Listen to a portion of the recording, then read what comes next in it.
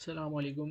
तो पहले तो भाई बहुत बहुत मुबारकबाद हो उन सब स्टूडेंट्स को जिनका अब तक एडमिशन हो गया है या जिनका इंशाल्लाह इवनिंग में एडमिशन हो जाएगा।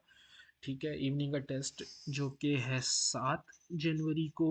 ठीक है, और उसके बाद इंशाल्लाह उसकी लिस्ट वगैरह लगना स्टार्ट हो जाएगी। अच्छा, जिन स्टूडेंट ने अब तक अप्लाई नहीं किया इवनिंग में, और अगर वो लोग ये सोच रहे हैं कि 2 जनवरी तक लास्ट डेट जो है वो टेस्ट बेस की है और उसके बाद ओपन मेरिट के फॉर्म आएंगे, तो नहीं, ऐसा नहीं होता।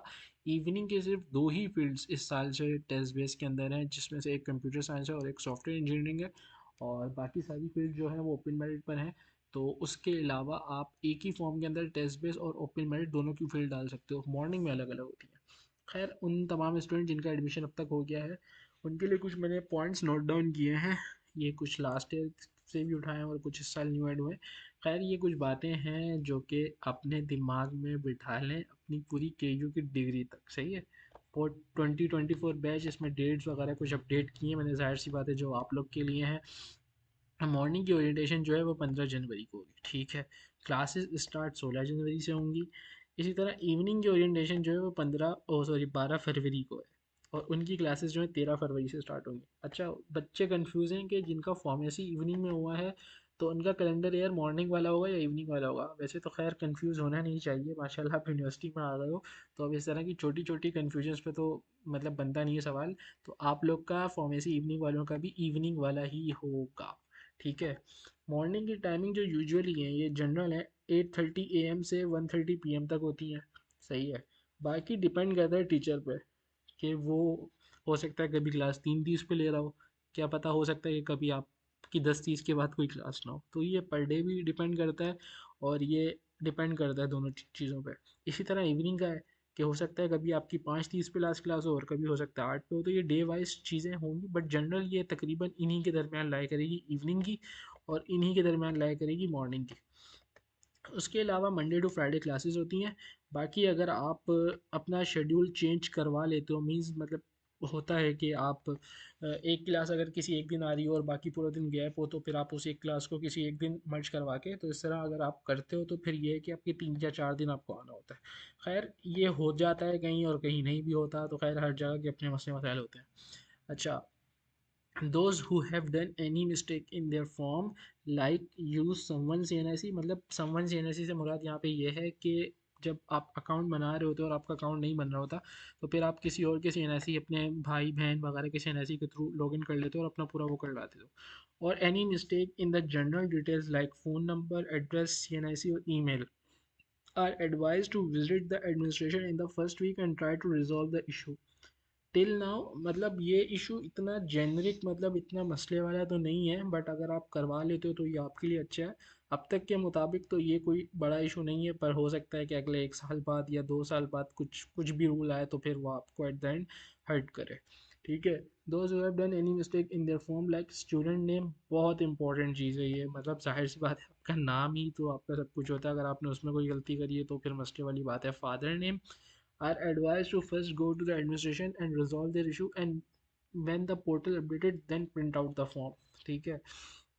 अगर जिनका किसी के नाम में मसला है या एड्रेस में मसला है या फादर नेम में मसला है, तो पहले वो जाएं एडमिनिस्ट्रेशन और फिर वो अपना पहले अपडेट करवा लें और उसके बाद प्रिंट करें। या वो अभी नहीं जा सकते तो मतलब on the day of submission of fees go to the counter and ask for the change in the enrolment form, और फिर उसके बाद वो आपको प्रिंट करके दे देंगे। तो इन दोनों में से कोई भी स्टेप परफॉर्म करें, क्योंकि देखें अगर आपका नाम और अगर आपके उसमें मसला हुआ तो फिर आपके आगे देखें, नोट इफ़ योर नेम और father name note change and printed, so then your ID card and enrollment card also print with the same information and you won't able to change at the later stage।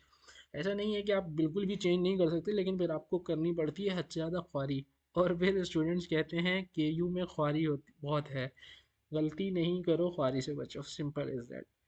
तो गलती अगर आप करोगे तो फिर obvious आपको ख्वार होना पड़ेगा, ठीक है। बाकी जब तक आप लोगों को स्टूडेंट आईडी कार्ड इशू नहीं होते, जब तक वो स्लिप, वो वाली स्लिप जो आपको on the day of submission के बाद वापसी मिलेगी विद द स्टैम्प, वो यूज़ होगी हर जगह।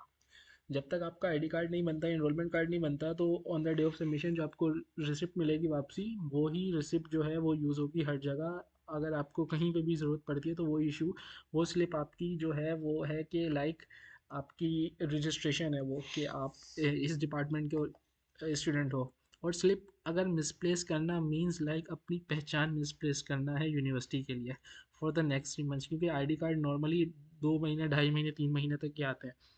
और ये जो आपको स्लिप मिलेगी उसकी 3 फोटोकॉपी लाजमी करवाएं और अपने पास उसकी स्कैन पिक्चर रखें। वो स्लिप बहुत इंपॉर्टेंट है। जो बात है, ये मसला हुआ था, तो मुझे बहुत बेहतर पता है कि क्या सीन है इसका। आपकी इंटर की मार्कशीट ओरिजिनल सबमिट हो जाएगी, ये तो पता होगा फॉर BS फर्स्ट ईयर। तो इंटर की मार्कशीट की एटलीस्ट 5 कॉपीज़, 5 से ज़्यादा ही करवाएं, बेहतर है, लाजमी करवाएं और अपने पास उनकी स्कैन पिक्चर्स रखें, ताकि लेटर ऑन। अभी कुछ लास्ट ईयर हुआ था सीन के फर्स्ट ईयर की उनके पास मार्कशीट जो है वो सबमिट हो गई थी, जाहिर सी बात है, हर साल होती है। तो उसके बाद फिर जब उन्हें लेटर ऑन ज़रूरत पड़ी अपने माइनर के लिए भी, क्योंकि आपकी मार्कशीट की जो है कॉपी सबमिट होती है, तो फिर उनके पास अपनी कोई थी नहीं, तो उसके लिए फिर उन्होंने, खैर बहुत लंबी ख्वारी हो जाती है फिर। वो लोग जो माइनर को लेके परेशान है, हाँ, जो वो डिपार्टमेंट जहाँ पे माइनर मेजर वाला सीन है कि हम माइनर क्या रखेंगे, माइनर की चॉइसेस हमारे लिए क्या है, वो स्टूडेंट्स काइंडली वेट कर लें। ये मेरे पास बहुत सारे मैसेजेस आ रहे थे। तो on the day of orientation plus first week आप लोगों को आपके डिपार्टमेंट वाले बता देंगे। हाँ, तो ऐसा ही होता है, नॉर्मली ओरिएंटेशन रखी इसलिए जाती है कि आपको आपके डिपार्ट के हवाले से बता दिया जाए कि क्या रिक्वायरमेंट्स हैं, आपको कैसे लेके चलना है वगैरह। और तो फर्स्ट वीक जो होता है और पहला दिन और पहला वीक जो है वो बहुत इंपॉर्टेंट होता है। And you have choices means first you can, और आप माइनर के हवाले से आपके पास चॉइस होती है, वो बता देंगे आपके डिपार्टमेंट वाले। और आपके पास ये भी होता है कि पहले आप 1-2 क्लासेस ले लो, ताकि आपको कोई माइनर सब्जेक्ट के हवाले से कोई क्यूरी है, फिर आप देन उसके बाद भी अपना सब्जेक्ट वो रख सकते हो।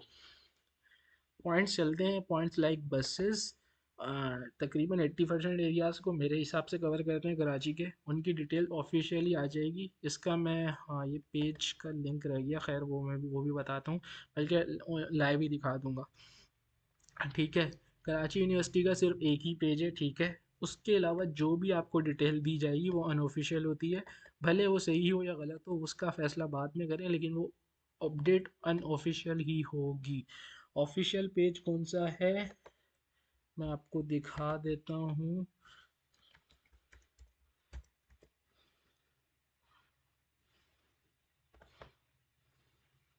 ये वाला पेज जो है ये ऑफिशियल है।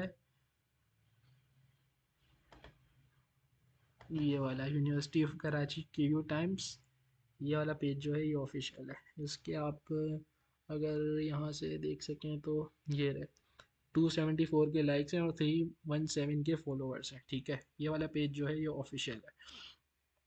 उसके अलावा यूनिवर्सिटी के 4 गेट हैं, वही सिल्वर जुबली जो है वो मेन गेट है और वो पब्लिक ट्रांसपोर्ट के लिए नहीं होता। बाकी इसके अलावा मस्कन, गोल्डन जुबली, इसको कनीस फातिमा भी कहते हैं, शेख जायद गेट, ये सब पब्लिक ट्रांसपोर्ट के लिए होते हैं।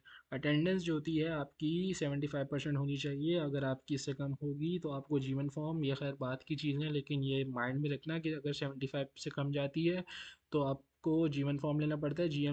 G1 फॉर्म के लिए एलिजिबिलिटी 60 से 75% है। और अगर आपकी इससे भी कम होती है, कुछ जगह कुछ टीचर जो है 50 तक भी अलाउ कर देते हैं, बट अगर आपकी इससे भी कम होती है तो यूनिवर्सिटी के रूल्स के अकॉर्डिंग आप एग्ज़ाम्स नहीं दे सकते।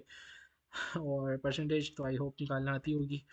और BS की डिग्री है जिनकी, तो यानी वो 4 साल की है, 8 सेमेस्टर हैं, एक सेमेस्टर की ड्यूरेशन 15 वीक्स होती है, यानी तकरीबन 3.5 महीने। और 1 मंथ पेपर होते हैं फिर, और एक अराउंड 1 मंथ वेकेशन मिलती है, तो मिला जुला के 6 महीने का ये एक सेमेस्टर बनता है। जो BS थर्ड ईयर में आएंगे ऑब्वियस उनका 2 साल का है, तो वो 2 को 4 से मल्टीप्लाई कर लें, यानी 4 सेमेस्टर है। इसी तरह फार्मेसी, LLB, BA LLB जो है, और उसके अलावा DPT और जो भी हैं जिनकी 5 साल की है, यानी उनके 10 सेमेस्टर होंगे। एग्ज़ाम में पासिंग क्राइटेरिया जो है डिपार्टमेंट में तकरीबन जगह 50 है।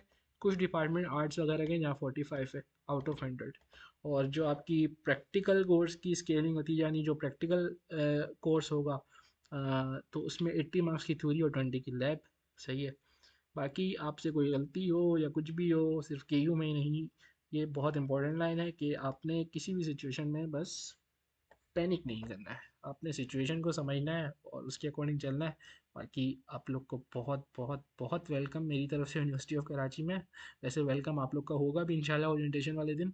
और बाकी अगर कोई भी क्यूरी हो तो कमेंट करके पूछें।